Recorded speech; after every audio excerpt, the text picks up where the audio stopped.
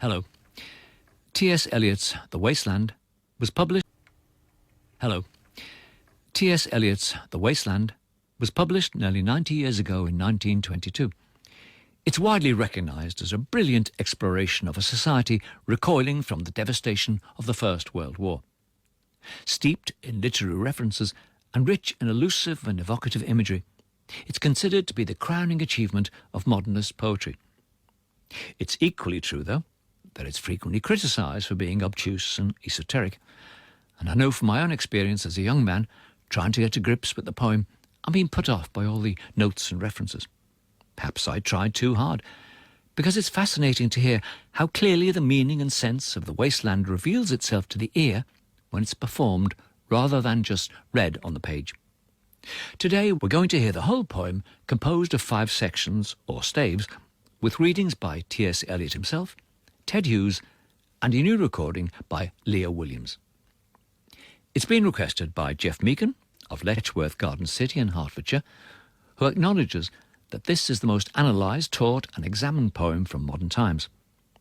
For him, at the heart of this poem lies a deep mystery that compels him to revisit the poem, reassessing it on a regular basis. It's also been requested by Simon Barker, Dr. W.J. Stephen, Jack Sullivan, Alex Perrani and Conrad van Schuurisse of Belgium. We begin with T.S. Eliot, reading from The Burial of the Dead, the first section of The Wasteland, with his familiar first line evoking a burial scene in spring. April is the cruelest month, breeding lilacs out of the dead land, mixing memory and desire, stirring dull roots with spring rain. Winter kept us warm, covering earth in forgetful snow, feeding a little life with dried tubers. Summer surprised us, coming over the Starnberger See with a shower of rain. We stopped in the colonnade and went on in sunlight into the Hofgarten and drank coffee and talked for an hour. Bin gar keine Russin. Stamm aus Litauen, echt Deutsch. And when we were children, staying at the Archduke's, my cousin's, he took me out on a sled and I was frightened. He said, Marie, Marie, hold on tight. And down we went. In the mountains, there you feel free. I read much of the night and go south in the winter. What are the roots that clutch? What branches grow out of this stony rubbish? Son of man, you cannot say or guess, for you know only a heap of broken images where the sun beats, and the dead tree gives no shelter, the cricket no relief, and the dry stone no sound of water. Only there is shadow under this red rock. Come in under the shadow of this red rock, and I will show you something different from either your shadow at morning striding behind you, or your shadow at evening rising to meet you. I will show you fear in a handful of dust. Frisch weht der Wind, der Heimat zu, mein irisch Kind, wo weilest du? You gave me hyacinths first a year ago. They called me the Hyacinth Girl. Yet when we came back late from the hyacinth garden, your arms full and your hair wet, I could not speak and my eyes failed. I was neither living nor dead, and I knew nothing. Looking into the heart of light, a silence. Öd und leer das Meer. Madame Sosostris, famous clairvoyant, had a bad cold. Nevertheless is known to be the wisest woman in Europe with a wicked pack of cards. Here, said she, is your card, the drowned Phoenician sailor. Those are pearls that were his eyes, look. Here is Belladonna, the lady of the rocks, the lady of situations. Here is the man with 3 staves, and here the wheel. And here is the one-eyed merchant, and this card, which is blank, is something he carries on his back, which I am forbidden to see. I do not find the hanged man. Fear death by water. I see crowds of people walking round in a ring. Thank you. If you see dear Mrs. Equitone, tell her I bring the horoscope myself. One must be so careful these days. Unreal city, under the brown fog of a winter dawn, a crowd flowed over London Bridge. So many I had not thought death had undone so many. Sighs, short and infrequent, were exhaled, and each man fixed his eyes before his feet. Flowed up the hill and down King William Street, to where St. Mary Woolnoth kept the hours with a dead sound on the final stroke of 9. There I saw one I knew and stopped him, crying, "Stetson, you who were with me in the ships at Miley, that corpse you planted last year in your garden, has it begun to sprout? Will it bloom this year? Or has the sudden frost disturbed its bed? Oh, keep the dog far hence that's friend to men, or with his nails he'll dig it up again. You, hypocrite lecteur, mon semblable, mon frère." A game of chess. The chair she sat in, like a burnished throne, glowed on the marble, where the glass held up by standards wrought with fruited vines, from which a golden cupidon peeped out. Another hid his eyes behind his wing, doubled the flames of 7-branched candelabra, reflecting light upon the table as the glitter of her jewels rose to meet it, from satin cases poured in rich profusion. In vials of ivory and colored glass, unstoppered, lurked her strange synthetic perfumes, unguent, powdered, or liquid, troubled, confused, and drowned the sense in odors, stirred by the air that freshened from the window. These ascended, enfattening the prolonged candle flames, flung their smoke into the lacqueria, stirring the pattern on the coffered ceiling. Huge seawood, fed with copper, burned green and orange, framed by the colored stone, in which sad light the carved dolphin swam. Above the antique mantel was displayed, as though a window gave upon the sylvan scene, the change of Philomel by the barbarous king so rudely forced.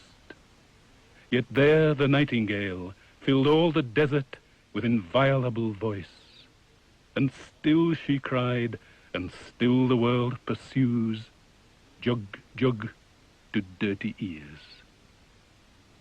And other withered stumps of time were told upon the walls. Staring forms leaned out, leaning, hushing the room enclosed. Footsteps shuffled on the stair. Under the firelight, under the brush, her hair spread out in fiery points, glowed into words, then would be savagely still. My nerves are bad tonight. Yes, bad. Stay with me. Speak to me. Why do you never speak? Speak. What are you thinking of? What? Thinking? What? I never know what you're thinking. Think. I think we are in Rat's Alley, where the dead men lost their bones. What is that noise? The wind under the door. What is that noise now? What is the wind doing? Nothing again, nothing. Do you know nothing? Do you see nothing? Do you remember nothing? I remember those are pearls that wear his eyes. Are you alive or not? Is there nothing in your head? But that Shakespearean rag, it's so elegant, so intelligent.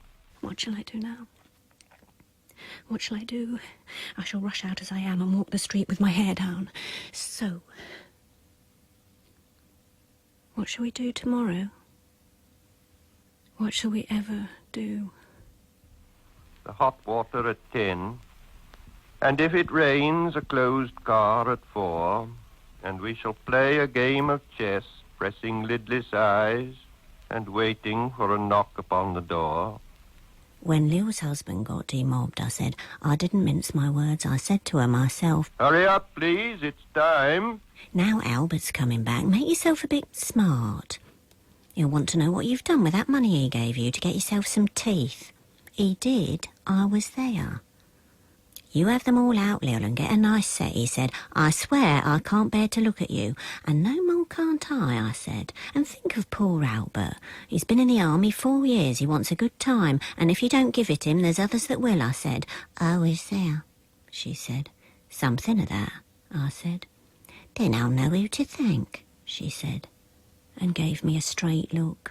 Hurry up, please, it's time. If you don't like it, you can get on with it, I said. Others can pick and choose if you can't. But if Albert makes off, it won't be for lack of telling. You ought to be ashamed, I said, to look so antique. And her only 31. I can't help it, she said, pulling a long face. It's them pills I took to bring it off, she said. She's had 5 already and nearly died of young George. The chemist said it would be all right, but I've never been the same. You are a proper fool, I said. Well, if Albert won't leave you alone, there it is, I said. What you get married for if you don't want children? Hurry up, please, it's time. Well, that Sunday Albert was home and they had a hot gammon and they asked me in to dinner to get the beauty of it hot. Hurry up, please, it's time. Hurry up, please, it's time. Good night, Bill. Good night, Lou. Good night, May. Good night. Ta-ta, good night. Good night. Good night, ladies. Good night, sweet ladies. Good night. Good night. The fire sermon. The river's tent is broken. The last fingers of leaf clutch and sink into the wet bank. The wind crosses the brown land unheard. The nymphs are departed. Sweet Thames, run softly till I end my song. The river bears no empty bottles, sandwich papers, silk handkerchiefs, cardboard boxes, cigarette ends, or other testimony of summer nights. The nymphs are departed. And their friends, the loitering heirs of city directors, departed, have left no addresses. By the waters of Lehman I sat down and wept. Sweet Thames, run softly till I end my song. Sweet Thames, run softly, for I speak not loud or long. But at my back, in a cold blast, I hear the rattle of the bones, and chuckle spread from ear to ear. A rat crept softly through the vegetation, dragging its slimy belly on the bank, while I was fishing in the dull canal on a winter evening round behind the gas house, musing upon the king my brother's wreck, and on the king my father's death before him. White bodies naked on the low, damp ground, and bones cast in the little low, dry garret, rattled by the rat's foot only, year to year. But at my back, from time to time, I hear the sound of horns and motors, which shall bring Sweeney to Mrs. Porter in the spring. Oh, the moon shone bright on Mrs. Porter and on her daughter. They wash their feet in soda water. Et oh, ces voix d'enfants chantant dans la coupole. Twit, twit, twit. Jug, jug, jug, jug, jug, jug. So rudely forced. Terrier, unreal city. Under the brown fog of a winter noon, Mr. Eugenides, the Smyrna merchant, unshaven, with a pocket full of currants, CIF London, documents at sight, asked me in demotic French to luncheon at the Cannon Street Hotel, followed by a weekend at the Metropole.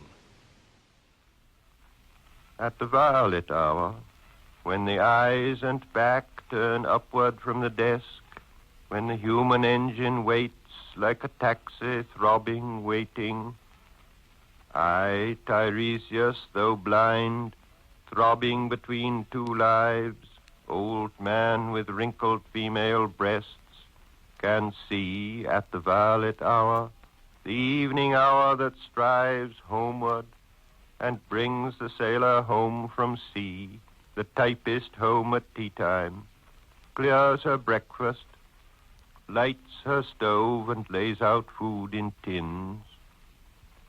Out of the window perilously spread her drying combinations, touched by the sun's last rays. On the divan are piled, at night her bed, stockings, slippers, camisoles, and stays. I, Tiresias, old man with wrinkled dugs, perceived the scene and foretold the rest. I, too, awaited the expected guest. He, the young man carbuncular, arrives, a small house agent's clerk, with one bold stare, one of the low on whom assurance sits, as a silk hat on a Bradford millionaire. The time is now propitious, as he guesses. The meal is ended, she is bored and tired, endeavors to engage her in caresses which still are unreproved, if undesired. Flushed and decided, he assaults at once, exploring hands encounter no defense. His vanity requires no response, and makes a welcome of indifference. And I, Tiresias, have foresuffered all enacted on this same divan or bed. I, who have sat by Thebes below the wall and walked among the lowest of the dead, bestows one final patronizing kiss and gropes his way, finding the stairs unlit. She turns and looks a moment in the glass, hardly aware of her departed lover. Her brain allows one half-formed thought to pass. Well, now that's done, and I'm glad it's over. When lovely woman stoops to folly and paces about her room again, alone, she smooths her hair with automatic hand and puts a record on the gramophone. This music crept by me upon the waters, and along the Strand up Queen Victoria Street.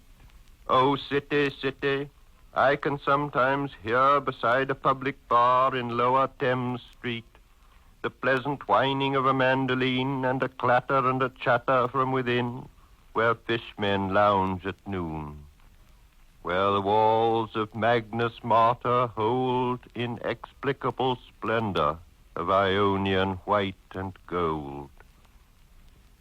The river sweats, oil and tar, the barges drift with the turning tide, red sails, wide to leeward, swing on the heavy spar. The barges wash, drifting logs down Greenwich Reach past the Isle of Dogs. Valhalla, Laia, Valhalla, Laia, Lala. Elizabeth and Leicester. Beating oars, the stern was formed, the gilded shell, red and gold, the brisk swell, rippled both shores, southwest wind carried downstream the peal of bells, white towers. Valhalla, Laia, Valhalla, Laia, Lala. Trams and dusty trees. Highbury bore me, Richmond and Kew undid me. By Richmond I raised my knees, supine on the floor of a narrow canoe. My feet are at Moorgate, and my heart under my feet. After the event, he wept. He promised a new start. I made no comment. What should I resent? On Margate sands, I can connect nothing with nothing. the broken fingernails of dirty hands. My people, humble people who expect nothing. La. To Carthage then I came, burning, burning, burning, burning. O Lord, thou pluckest me out, O Lord, thou pluckest, burning. Death by water. Phlebas the Phoenician, a fortnight dead, forgot the cry of gulls and the deep sea swell and the profit and loss. A current under sea picked his bones in whispers. As he rose and fell, he passed the stages of his age and youth, entering the whirlpool. Gentile or Jew, O you who turn the wheel and look to windward, consider Phlebas, who was once handsome and tall as you. What the thunder said. After the torchlight red on sweaty faces, after the frosty silence in the gardens, after the agony in stony places, the shouting and the crying, prison and palace, and reverberation of thunder of spring over distant mountains, he who was living is now dead. We who were living are now dying with a little patience. Here is no water, but only rock. Rock and no water and the sandy road, the road winding above among the mountains, which are mountains of rock without water. If there were water, we should stop and drink. Amongst the rock one cannot stop or think. Sweat is dry and feet are in the sand. If there were only water amongst the rock, dead mountain mouse of curious teeth that cannot spit. Here one can neither stand nor lie nor sit. There is not even silence in the mountains, but dry, sterile thunder without rain. There is not even solitude in the mountains, but red, sullen faces sneer and snarl from doors of mud-cracked houses. If there were water and no rock, if there were rock and also water, and water a spring, a pool among the rock, if there were the sound of water only, not the cicada and dry grass singing, but sound of water over a rock, where the hermit thrush sings in the pine trees. Drip, drop, drip, drop, drop, drop, drop. But there is no water. Who is the third who walks always beside you? When I count, there are only you and I together, but when I look ahead up the white road, there is always another one walking beside you, gliding, wrapped in a brown mantle, hooded. I do not know whether a man or a woman, but who is that on the other side of you? What is that sound high in the air? Murmur of maternal lamentation. Who are those hooded hordes swarming over endless plains, stumbling in cracked earth, ringed by the flat horizon only? What is the city over the mountains, cracks and reforms and bursts in the violet air? Falling towers, Jerusalem, Athens, Alexandria, Vienna, London. Unreal. A woman drew her long black hair out tight and fiddled whisper music on those strings. And bats with baby faces in the violet light whistled and beat their wings and crawled head downward down a blackened wall. And upside down in air were towers, tolling reminiscent bells that kept the hours, and voices singing out of empty cisterns and exhausted wells. In this decayed hole among the mountains, in the faint moonlight the grass is singing over the tumbled graves about the chapel. There is the empty chapel, only the wind's home. It has no windows, and the door swings. Dry bones can harm no one. Only a cock stood on the roof tree, cocorico, cocorico, in a flash of lightning. Then a damp gust bringing rain. Ganga was sunken, and the limp leaves waited for rain, while the black clouds gathered far distant. Over Himavant, the jungle crouched, humped in silence. Then spoke the thunder. Da, datta. What have we given, my friend? Blood shaking my heart, the awful daring of a moment's surrender which an age of prudence can never retract.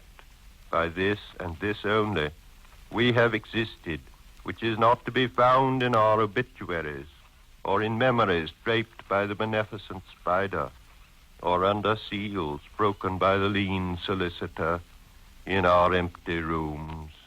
Da, dayadvam. I have heard the key turn in the door once and turn once only.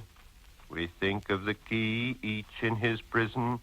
Thinking of the key, each confirms a prison. Only at nightfall, ethereal rumors revive for a moment a broken Coriolanus. Da, damyata. The boat responded gaily to the hand expert with sail and oar. The sea was calm. Your heart would have responded gaily when invited, beating obedient to controlling hands.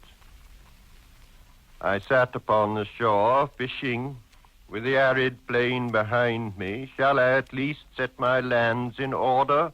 London Bridge is falling down, falling down, falling down. Poi s'escose nel fuoco che li affina. Quando via muti che le don. Oh, swallow, swallow. Le prince d'Aquitaine à la tour abolie. These fragments I have shored against my ruins. Why, then, I'll fit you. Hieronymo's mad again. Datta, dayatvam, damyata. Shanti, Shanti, Shanti. shanti, shanti. Shanti.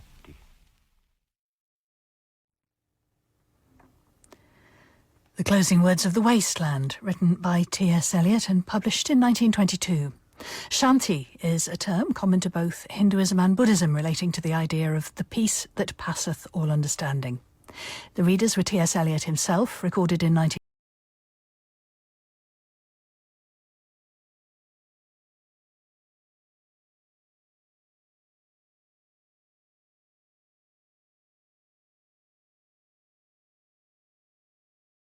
1947, Ted Hughes from 1996, with new recordings by the actress Leah Williams. Poetry Please was presented by Roger McGough and produced in Bristol by Mark Smalley.